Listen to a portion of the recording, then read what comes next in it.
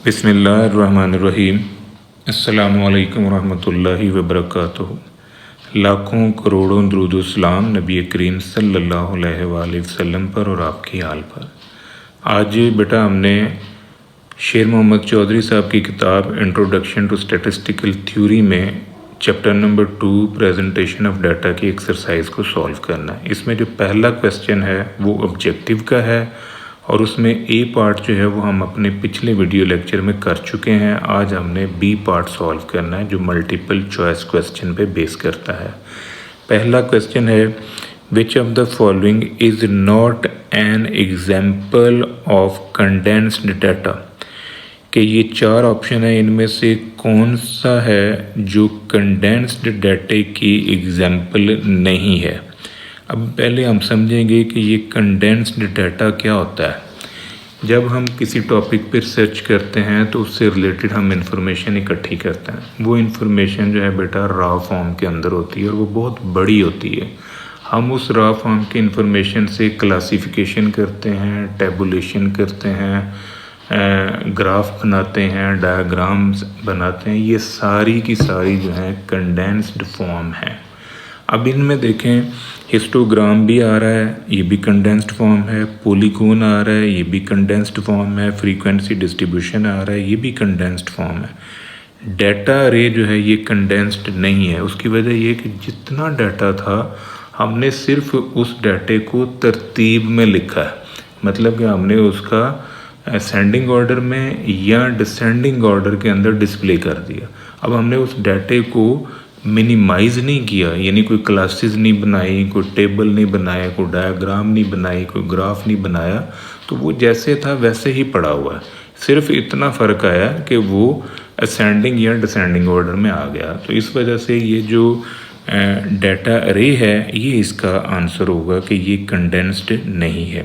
दूसरा क्वेश्चन है in the construction of frequency distribution the steps are to decide the number of classes, arranging the data in ascending descending order, locate the smallest and largest value in the data set, all above।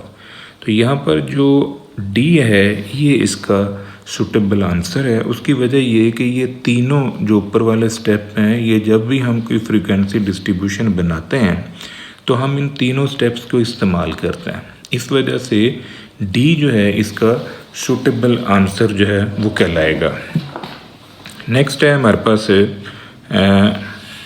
तीसरा question है the number of classes in A frequency distribution generally should be.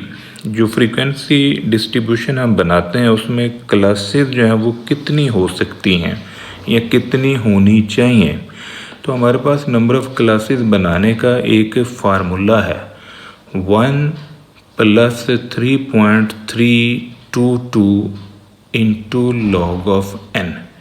ये formula हम classes बनाने के लिए use करते हैं, लेकिन ये कोई हार्ड फास्ट रूल नहीं है। हम जनरली 5 से लेके 15 तक क्लासेस जो हैं वो बना सकते हैं। यानी 5 से लेके 15 या 5 से लेके 20 मैक्सिमम क्लासेस जो हैं किसी फ्रीक्वेंसी डिस्ट्रीब्यूशन के लिए वो 20 हो सकती हैं और मिनिमम क्लासेस जो हैं वो किसी भी फ्रीक्वेंसी डिस्ट्रीब्यूशन के लिए 5 हो सकती हैं। अब 15 की ऑप्शन तो यहाँ पर मौजूद नहीं है। अगर यहाँ कोई 15 की ऑप्शन होती तो मैंने उसे टिक करना था, लेकिन अब यहाँ पर 20 की ऑप्शन दी हुई है बिटवीन 5 एंड 20। तो हम इसको टिक कर सकते हैं कि ये सी जो है ये इसका करेक्ट आंसर है। देखिए अगर आप फ्रीक्वेंसी डिस्ट्रीब्यूशन बनाते हुए क्लासेस की तादाद 5 से कम रखेंगे तो वो डाटे की जो स्कैटरनेस है वो बड़ी लो होगी। वहाँ पर वो 3 या 4 क्लासेस के अंदर ही सारा डाटा आपने शो करना है। तो अगर आप 20 से ज़्यादा क्लासेस बनाएंगे तो वहाँ पर आपको लेबर भी ज़्यादा करनी पड़ेगी और जो डाटा है वो ज़्यादा फैल जाएगा। तो इस वजह से जो मॉडरेट नंबर ऑफ़ क्लासेस इस्तेमाल की जाती हैं वो 5 से लेके 15 तक है। 15 की ऑप्शन अभी यहाँ मौजूद नहीं है, तो 5 से 20 जो है ये मेरे पास सूटेबल आंसर है। सी इसका एग्जैक्ट आंसर होगा। चौथा क्वेश्चन है as the number of observation and classes increase the shape of the frequency polygon. जब ऑब्जर्वेशन ज़्यादा हो जाएं, नंबर ऑफ क्लासेस ज़्यादा हो जाएं, तो उससे क्या होता है कि जो पॉलीगॉन की शेप है वो ज़्यादा स्मूथ हो जाती है। अब ये रिमेन सेम वाली बात भी गलत है, क्योंकि क्लासेस बढ़ने से उसके जो स्केल बनते हैं एक्स एक्सिस वाई एक्सिस, उनकी वैल्यूज़ वहाँ पर वैल्यू ज़्यादा आएंगी, तो इस वजह से वो शक्ल जो है वो चेंज हो जाएगी, वो सेम नहीं रहेगी।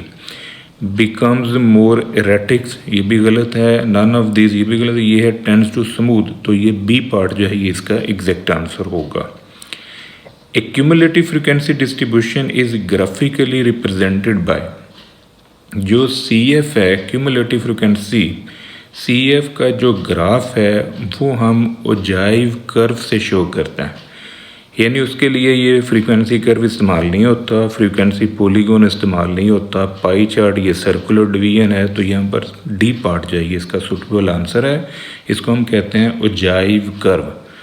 ओजाइव कर्व दो तरह की होती है, क्यूमुलेटिव भी होती है और डी क्यूमुलेटिव भी होती है। अगर आप सी एफ को ग्राफ के ऊपर प्लॉट करोगे with respect to upper class boundaries, तो फिर उसे हम कहेंगे more than less than ogive. और अगर आप DCF को ग्राफ पे प्लॉट करोगे with respect to lower class limit, तो फिर हम उसे कहेंगे मोर देन ओजाइव कर्व। छठा है a relative frequency distribution presents frequencies in terms of, जो रिलेटिव फ्रीक्वेंसी है उसमें हम इंडिविजुअल फ्रीक्वेंसी को टोटल फ्रीक्वेंसी पे डिवाइड करते हैं। इसका मतलब कि हम एक रेशियो बनाते हैं या हम फ्रैक्शन में लिखते हैं। तो यहाँ पर जो सूटेबल आंसर है वो ये फ्रैक्शन है, क्योंकि ये परसेंटेज नहीं हो सकता, क्योंकि हम उसे 100 से ज़रब नहीं देते। इस वजह से ये फ्रैक्शन वाला जो है ये सूटेबल आंसर है सी। सातवां है MCQ 7 जो है a diagram that presents properties that look like slices of the pizza is known as. अब एक ऐसी डायग्राम जिसमें हम डाटे को या जो कंपोनेंट पार्ट होते हैं उनको स्लाइस ऑफ पिज़्ज़ा में शो करना है। पिज़्ज़ा क्या होता है? पिज़्ज़ा एक सर्कुलर शेप है, तो हम जब सर्कुलर शेप को डीकम्पोज करते हैं इनटू डिफरेंट सेक्टर्स, तो वो पाई चार्ट कहलाता है। तो यहाँ पर जो सूटेबल आंसर है वो ये पाई चार्ट या पाई डायग्राम होगा, क्योंकि ये बार डायग्राम जो है ये हॉरिजेंटल या वर्टिकल बार से बनता है। ये भी यहाँ पर नहीं आएगा, क्योंकि स्लाइस जो पिज़्ज़े के हैं वो सर्कुलर होते हैं। कंपोनेंट भी नहीं आ सकता, हिस्टोग्राम भी नहीं आ सकता। ये डी इसका सूटेबल आंसर है, दैट्स द पाई चार्ट, या हम इसे कह सकते हैं पाई डायग्राम, यानी ये इसका जो सूटेबल आंसर होगा वो कहलाएगा पाई डायग्राम। अब इसके बाद है जी नेक्स्ट नंबर 7। नंबर 7 में ए डायग्राम नंबर 8 है observe data organised into tabular form is called. एक ऐसा डाटा जिसको आप टेबुलर फॉर्म में लिखते हो तो उसे हम फ्रीक्वेंसी डिस्ट्रीब्यूशन कहते हैं। यानी हम जब अपनी न्यूमेरिकल इंफॉर्मेशन को एक टेबल में डिस्प्ले करते हैं तो that's called frequency distribution. Frequency polygon जो है ये एक ग्राफ है। इसी तरह जो एक बार चार्ट है ये भी एक डायग्रामेटिक पिक्चर है। पाई चार्ट जो है ये भी डायग्रामेटिक पिक्चर है। तो डाटे की टेबुलर फॉर्म जो है वो फ्रीक्वेंसी डिस्ट्रीब्यूशन है। नंबर 9 है the number of occurrences of A data value is called. Number of occurrences यानी कितनी वैल्यूज़ किस जगह पर आ रही हैं। तो वैल्यू की तादाद का जिक्र हो रहा है। वैल्यू की तादाद जो है उसे हम फ्रीक्वेंसी कहते हैं। तो ये यहाँ पर जो आंसर होगा वो ए पार्ट इसका आंसर कहलाएगा। क्यूमुलेटिव फ्रीक्वेंसी नहीं हो सकता, रिलेटिव फ्रीक्वेंसी, ऑल अबव, ये तीनों ऑप्शन गलत हैं। ये द फ्रीक्वेंसी जो है वो नंबर ऑफ अक्रेंसेस के तौर पे यूज़ होगा। 10वां है in the following stem and leaf. ये आपको एक स्टेम एंड लीफ दिया हुआ है। आपने इसमें से निकालना है the number that occur the most, यानी वो वैल्यू जो सबसे ज़्यादा दफ़ा आई। अब आपको ये स्टिम एंड रिलीफ जो है ना, ये स्टडी करना आना चाहिए। ये चीज़ जो है, ये जो वैल्यूज़ हैं 3, 4, 5, 6, 7, 8, ये स्टिम है, ये लीडिंग डिजिट्स हैं। और जो ये वाले हैं 2, 3, 1, 2, 2, 2, 3, ये वाले जो हैं ये ट्रेलिंग डिजिट्स हैं, ये लीफ कहलाते हैं। अब इनकी जो अहमियत है वो इस स्टिम की वजह से है। अब इसको हम ऐसे पढ़ेंगे कि ये 3 2 के साथ अटैच होगा तो ये पढ़ा जाएगा 32, 3 3 के साथ अटैच होगा तो ये पढ़ा जाएगा 33। अब इस डाटे में देखें कि कौन सी वैल्यू जो सबसे ज़्यादा दफ़ा आई है। देखें 5, ये वाला 5 अटैच हुआ 55, ये 5 इसके साथ अटैच हुआ तो भी 55, ये 5 इसके साथ अटैच हुआ तो भी 55, ये 5 इसके साथ अटैच हुआ तो भी 55। इसका मतलब है कि इस डाटे के अंदर जो 55 है वो सबसे ज़्यादा दफ़ा आया। तो हमारे पास जो मोस्ट फ्रीक्वेंट नंबर है वो 55 है। ये आपका बी जो है ये करेक्ट आंसर कहलाएगा। ये तो बेटा आज का हमारा टॉपिक। होप्स हो आपको मल्टीपल चॉइस सॉल्व करने की टेक्निक का अंदाज़ा हो गया होगा। दुआ में याद रखिएगा। इंशाअल्लाह अगली वीडियो के साथ फिर हाजिर होंगे। फ़ी अमान अल्लाह।